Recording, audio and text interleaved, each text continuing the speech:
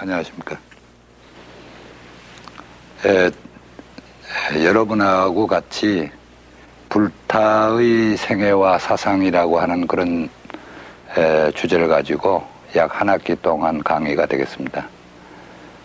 불타의 생애와 사상 이런 제목을 가지고 강의를 함에 있어서 저는 주로 불타의 사상이라고 하는 데다가 초점을 맞추고 생애를 저변에다가 깔면서 강좌를 전개하려고 합니다. 왜냐하면은 부처님의 생애에 대한 얘기는 이미 대개 아시는 분도 많으시고 또 그 생애 자체가 강좌에 올릴 만한 그러한 테마가 되지 못하는 경우도 많이 있습니다. 그래서 부타의 사상을 중심에다 놓고 생애를 저변에다 깔면서 강좌를 전개하려고 합니다. 그리고 우리가 부처님의 생애 이렇게 말할 때는 부처님이 태어나셔서 돌아가실 때까지 80년이라고 하는 시간의 그 역사적인 어떤 사실을 지금 말하고 있는데, 사실은 저희가 불교를 신앙하고 불교를 이해함에 있어서는 부처님에 대한 이해가 단순히 역사적인 사실에서만 이해되어지는 게 아니고 초인간적 그런 부처님에 대한 이해도 필요로 하고, 또 대승불교로 넘어오면서 법신이라고 해서 우리들이 알고 있는 역사적 부처님과 다른 진리성에 대한 부처님에 대한 이해, 이런 다양한 부처님에 대한 이해가 깔려 있다는 것을 전제하지 않을 수가 없습니다. 그래서 단순히 우리가 역사적인 부처님의 이해만을 가지고 불교를 이해하는 것은 문제가 있거나 또 부족할 경우도 많이 있습니다. 그렇다고 해서 역사적인 부처님의 이해를 외면하거나 그 이해가 안 된 상태에서 불교를 이해한다고 하는 것도 또한 문제가 있습니다. 그래서 주로 사상을 앞에다 놓고 생애를 뒤쪽에다 깔면서 전개하려고 합니다. 자, 다시 말씀 또 드려서 불타의 사상, 이거 대단히 막연한 내용입니다. 모든 불교의 가르침이 다 부처님의 사상입니다. 그렇기 때문에 대승불교나 아함의 불교나 혹은 부파불교나 불교 전체가 다 부처님의 사상이라고 하는 측면에서 제가 해야 될 범위가 어떤 의미에서는 너무 넓고 또 다른 측면에서는 너무 제한을 받는 그런 부분입니다. 그러면 역사적인 불교 사상의 전개의 측면에서 보면은 부처님이 살아계실 때 우리에게 가르쳐 주셨던 가르침, 이것은 약 45년간의 가르침입니다. 이것을 우리들이 보통 학계에서 원시불교다 이렇게 말하고 있습니다. 그런데 근래에 와서는 원시불교라고 하는 말을 그렇게 잘 쓰려고 그러지 않는 경향도 나타나고 있습니다. 왜냐하면 원시라고 하는 말이 원초적이고 원형적인 불교다 이런 의미인데, 듣기에 따라서는 문명에 반대되는 개념으로서 원시시대, 원시인 이런 의미로서 써지기 때문에 미개 사회에 있었던 어떤 문제, 이런 의미, 그런 뉘앙스를 가지게 됩니다. 그래서 대개 그냥 원시불교를 초기불교다 이런 말로도 우리가 쓰고 있기는 합니다만은, 부처님께서 살아계신 45년간의 그 기간의 불교를 우리가 원형적인 불교라고 본다면, 부처님이 계시고 다시 말하면 돌아가시고 계시지 않는 시대에 불교가 계속 유지했습니다.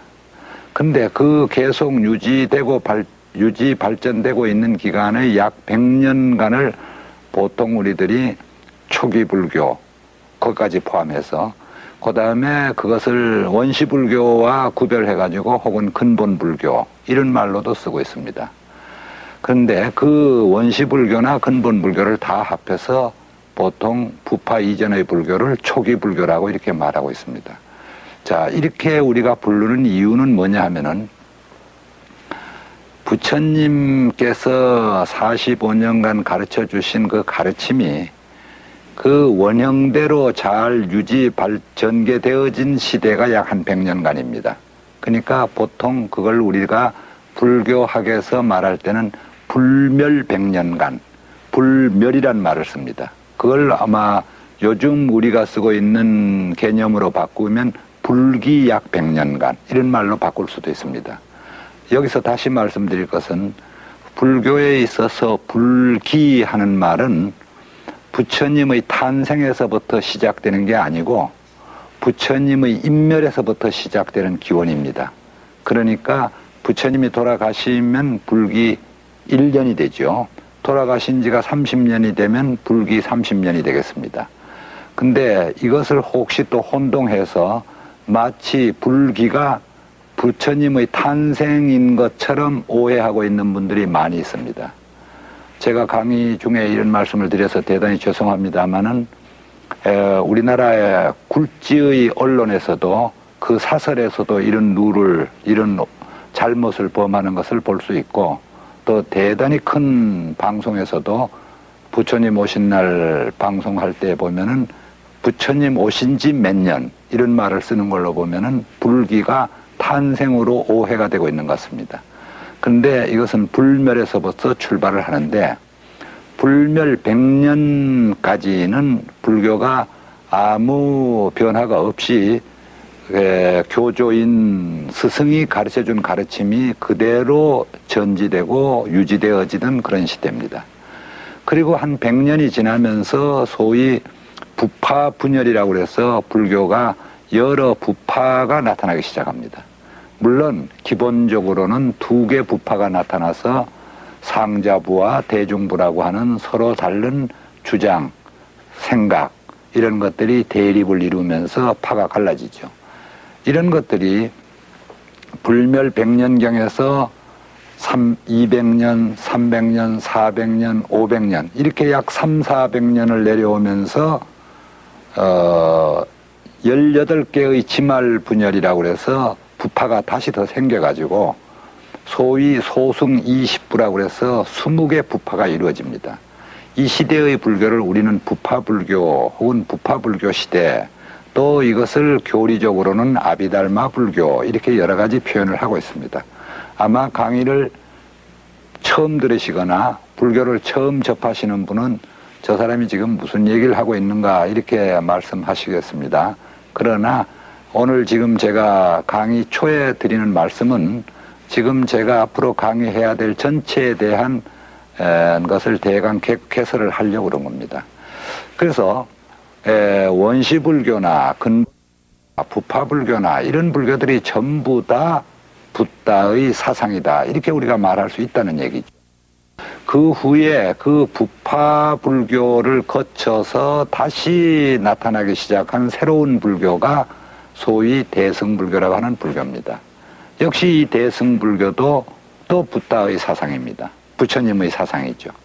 그래서 제가 지금 강의를 함에 있어서 부처님의 생애와 사상 이랬을 때 그 사상을 어느 범주 안에서 제가 이렇게 잘 요약을 하느냐 어디까지를 취급하느냐 이런 문제가 하나 있겠습니다.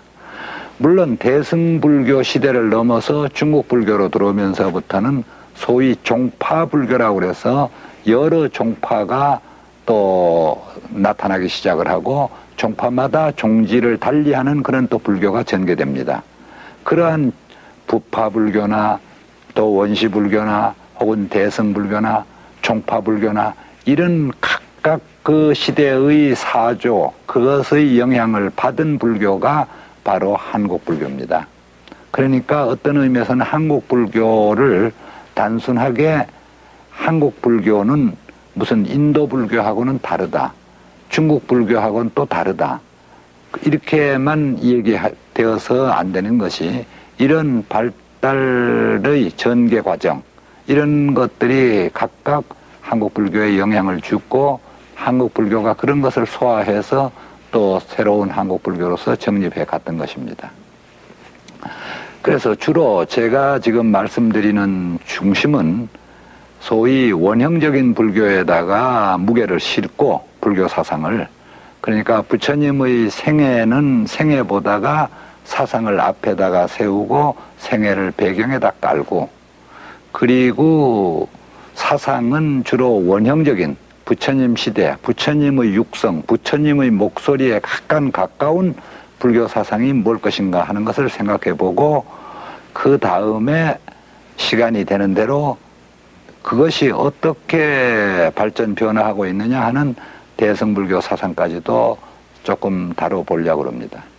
자, 그런데 이런 강의라는 것이 우선 텔레비전 화상을 통해 가지고 적당한 거리를 가지면서 강의가 되고 있기 때문에 현장감이 떨어지고 있습니다.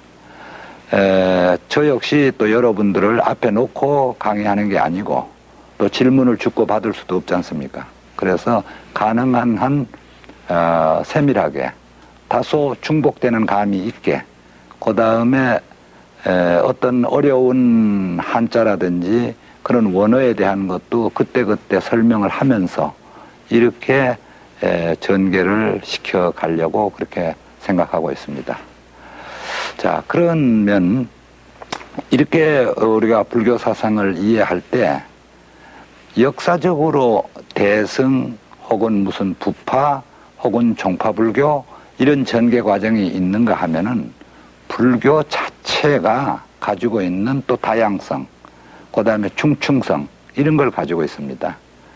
예를 들어서 우리가 쉽게 불교를 믿는 사람들에게 불교를 왜 믿느냐, 다시 말하면 불교를 공부하는 사람에게 불교의 궁극적 목적이 뭐냐, 이렇게 묻는다면은 사람들이 각각 그 사람에 따라서 대답이 달라집니다. 그러니까 통일된 하나의 대답, 뭐 우리는 천국을 가기 위해서, 아니면 뭐 극락을 가기 위해서, 이렇게 대답이 획일적으로 되어지는 게 아니라 다양한 그 해답이 나온다는 얘기죠. 다시 말하면은 불교가 뭐냐? 불교라는 것은 악한 일 하지 말고 착한 일 하자는 거다. 이렇게 불교에 대한 정의를 내리는 사람도 없지 않습니다. 이미 이러한 정의는 상당히 불교인에게 파급되어져 가지고, 예를 들어서 제악막작 중선봉행 자정기 시제불교 이런 한자로 된 개송을 외우면서 불교라는 것은 바로 악한 일을 하지 말고 착한 일을 하면서 마음을 깨끗이 하는 것이, 이것이 불교다. 아주 불교를 설명하는 가장 적합한 표현인 것처럼 생각하는 사람도 많이 있습니다. 근데 그러니까 선악의 문제죠. 주로 이런 문제는 윤리적 차원에서 불교가 뭐냐 이런 정의를 내리는 거라고 생각할 수 있습니다. 그러나 사람에 따라서는 그렇지 않아요. 왜 불교를 믿느냐? 불교가 뭐냐? 그럼 그건 선악의 문제가 아니라 결국은 종교를 가진다는 것은 잘 살려고 하는 거다. 행복해지려고 하는 거다. 고통에서 벗어나야 되는 것이다. 하는 이러한 추구가 불교가 가는 하나의 또 방향이라고 생각하는 사람들도 있습니다. 뿐만 아니라 불교가 뭐냐 그러면은 사후의 문제, 우리가 잘 윤회해서 다음 세상에는 좋은 세상에 가서 태어난다거나 다시는 지옥이나 악귀 같은 이런 나쁜 축생에는 태어나지 않는다거나 아니면은 극락의 왕생을 해서 영원한 행복을 누리고 일체의 고통에서부터 벗어난다거나 하는 그런 내세지향적이고 그런 어떤 그 왕생사상 혹은 정토사상 이런 측면에서 불교를 이해하는 많은 불교인도 없지 않다는 얘기죠. 그러나 경우에 따라서는 그보다 또 다른 측면도 있습니다. 불교는 뭐냐? 불교를 왜 믿느냐? 이렇게 말했을 때 어떤 사람들은 불교는 결국은 깨달음을 이루는 거다. 성불하는 거다. 부처가 되는 거다. 그래서 오직 견성성불이 불교의 궁극적 목표다. 이러한 목표를 가지고 성불의 길, 견성의 길, 이러한 길로 나아가려고 하는 많은 사람들도 있고 또 그런 것이 불교라고 생각하는, 그렇게 정의하는 사람들도 있는 것입니다. 그러나 상당히 많은 일반 불교인들은 그런 생각이 아니고 부처님께 열심히 기도하고 부처님께 열심히 우리가 공양하고 그리고 불경을 외우고 그리고 또 혹은 연부를 하면 많은 복을 받는다고 생각을 합니다. 그래서 현세적인 이익이 온다는 것이죠. 건강해지고 장사가 잘 되고 승진도 하고 아이들도 잘 자라고 합격도 하고 갖가지 집안의 모든 재앙이 다 없어진다고 하는 그런 현실적인 측면에서 상당히 많은 사람들이 또 그것을 목적으로, 그것이 불교로 그렇게 알고 불교에 접근하는 사람도 있습니다. 자, 이게 제가 아주 세분화하지 않고 대충 큰 부분만을 가지고 몇 가지 그런 유형을 그냥 간단하게 생각해 봤는데, 이렇게 말했을 때 우리들이 얼핏 알면은 이것은 불교가 아니고 이것은 불교고, 이런 불교는 맞는 불교고 이것은 틀리는 불교다, 이렇게 말하기가 쉽습니다. 그러나 불교 사상은 다양성과 중층성을 가지고 있다, 제가 이런 말씀을 드리려고 합니다. 그 무슨 말이냐 하면은, 불교가 다양해지는 이유는 불교를 받아들이고 있는 사람들이 모두가 똑같지 않다는 거죠. 예를 들어서 부처님께서 깨달으신 후에, 다시 말하면 부처가 되신 다음에 우리에게 가르침을 주시는데 그 가르침의 대상이 모두가 서로 다르다는 거죠. 다시 말씀드려서 지식이 있는 사람, 무식한 사람, 장사를 하는 사람, 농사를 짓는 사람, 혹은 관리도 있고 아니면은 또 어떤 종교인도 있습니다. 그러니까 인도에 있어서 불교 이전에부터 있었던 소위 브라만교, 전통적인 이러한 다른 신앙을 가지고 있는 많은 종교인도 있었습니다. 그렇기 때문에 부처님께서도 그 깨달으심을, 다시 말씀드리면 불교를 설명하실 때 획일적이고 단일적으로 말씀하신 게 아니라 그때 사람에게 적합하게 다양하게 방편, 여러 가지 해가지고 말씀을 하셨습니다. 그렇기 때문에 사실은 불교는 다양한 불교가 전개되어졌다고 하는 말씀입니다. 다양한 불교가. 그래서 우리가 그 다양성 속에서 통일성을 찾는다는 게 불교 사상을 정립하는 중요한 목표가 될 수 있습니다. 우리가 그 다양성, 서로 이질적인 다양성만 있다, 그렇게만 알면은 불교가 맞는 것도 없고 틀리는 것도 없고 이것도 불교고 저것도 불교고, 그러니까 상당히 많은 불교인들은 불교를 다 알면서 다 모르는 사람입니다. 처음에 불교를 신앙할 때 불교가 뭔지 모르고 조금 들어서 불교 강의를 들으면서 아, 이런 것이 불교구나 이렇게 알다가 한 1년이나 2년, 3년쯤 지나면서 다 잊어먹고 하나도 모르는 거예요. 도로 몰라진다 이거죠. 망망해져서, 막연해져서.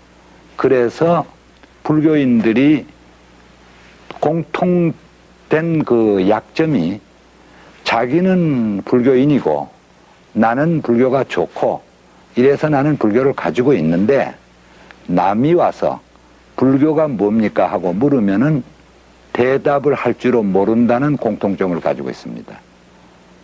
뭐라고 설명이 잘 안 된다는 얘기. 그걸 어떻게 설명하냐고. 나는 설명하려도 설명이 안 되더라. 그러니까 불교인은 무식한 사람, 불교를 잘 모르는 사람, 불교가 뭔지도 모르는 사람이 불교인이다. 이런 오해를 받을 소지도 여기에 있는 것입니다. 또 조금 더 말씀드려서 그런 다양성이 있는 게 아니라 불교의 중층성이다. 그래서 저는 불교는 중층적 체계를 가졌다 이렇게 말씀을 드립니다. 중층적 체계라는 게 뭐냐 하면은 중층이니까 1층이 아니라 2층, 3층, 4층, 5층 아마 그 층이 10층이 되는지 20층이 되는지 잘 모르겠습니다. 그러나 이런 중층적이다. 그러니까 어떤 사람은 1층, 어떤 사람은 한 3층 불교를, 어떤 사람은 한 5층. 그러니까 스스로가 불교를 이해하거나 불교를 신앙하는 그 위치가 전부 다른 데 놓여 있습니다. 다른 데 놓여 있어요. 그러니까 쉽게 말씀드리면 같은 아파트에 살고 있는데 1층에 살고 있는 사람도 있고 3층에 사는 사람도 있고 5층에 사는 사람도 있습니다. 그러니까 그 층이 다름에 따라서 바깥으로 내다보는 시계가 달라지죠. 5층에서 내다보는 외부하고 1층에서 내다보는 외부는 서로 다릅니다. 그러나 내용적으로는 그것은 뭡니까? 같은 아파트에 살고 있는 것입니다. 같은 아파트에. 그리고 단순히 같은 아파트만이 아니라 그 아파트 안에는 서로 내면적으로 통하는 통로가 있습니다. 통하는 통로. 다시 말하면은 비상계단이 있다고 그럴까요? 그러니까 1층과 2층은 무관하게 단절된 게 아니라 연결되어 있다 이 말이죠. 그러니까 2층과 3층도 또한 연결되어 있습니다. 그러니까 저희들이 이와 같은 불교 사상을 접근한다는 것은 그런 층과 층과의 연결 고리를 찾아내는 것, 이것이 대단히 중요한 것입니다. 다시 말씀드려서 야, 이런 것들이 불교다. 이렇게 이게 연결이 되어져야 되는데 그런 것들이 연결이 안 되어지면 도막도막 다 떨어지게 됩니다. 자, 지금까지 제가 말씀드린 것은 지금 제가 앞으로 강의되어야 될 전반적인 데 대한 쾌괄과 또 현재 불교인들이 불교에 대한 이해하고 있는 또 불교를 접근하고 있는 여러 가지 그 현상에 대한 그런 말씀을 드렸습니다. 그러나 지금 이 강의를 통해 가지고 과연 불교가 무엇을 지향하는 종교고 그 다음에 불교 사상은 무엇인가 하는 것은 접근한다면은 이러한 아까 말씀드린 연결된 통로가 찾아지고 그 하나가 서로 연결이 되어집니다. 제가도 이 강의를 하고 있습니다만은 사실은 종교라고 하는 것 자체는 강의만이 이 종교 전체가 아닙니다. 우리가 말로서 종교 이해가 가능해지지만은 그것으로서 완전한 종교인이 된다는 것은 불가능합니다. 그러니까 이러한 가르침을 통해서 우리가 부처님의 세계, 또 부처님이 목표로 하고 있는 이상적인 그러한 인간, 그런 쪽으로 지향하는 발판, 바탕을 여기서 마련해야 되지 않을까 이런 생각을 하게 됩니다. 자, 그러고 그 다음에 이 강좌를 함에 있어서는 제일 처음 불교와 불교 아닌 종교, 다시 말하면은 불교 이전에 아무런 종교가 없는 상태에서 불교라는 종교가 최초로 하나가 나타난 게 아닙니다. 그러니까 수많은 종교가 있는 속에 불교도 그중의 종교의 하나로서 나타납니다. 그러니까 그것을 우리는 구별화되는 작업을 할 필요가 있습니다. 왜? 앞에 있었던 종교하고 새로 나온 불교라는 종교하고 똑같은 종교라면 새로운 종교도 아니고 아무런 의미도 없는 것이죠. 그렇다면 그 앞에 있었던 종교와 불교와는 무엇이 다른가? 무엇이 다르기 때문에 또 불교라고 하는 종교가 앞에 있었던 과거에 전제했던 종교를 부정하고 비판하면서 나타나고 있는가, 이런 점을 이제 먼저 말씀을 드리고, 이런 것들이 바탕이 되어서 불교가 가려고 하는, 지향하는 바 방향을 우리가 점점 알아나가야 되리라고 그렇게 생각합니다. 오늘은 첫 시간으로서 전반적인 강의 방향이나 흐름에 대해서 말씀을 드렸습니다. 다음 시간에 뵙도록 하겠습니다. 감사합니다.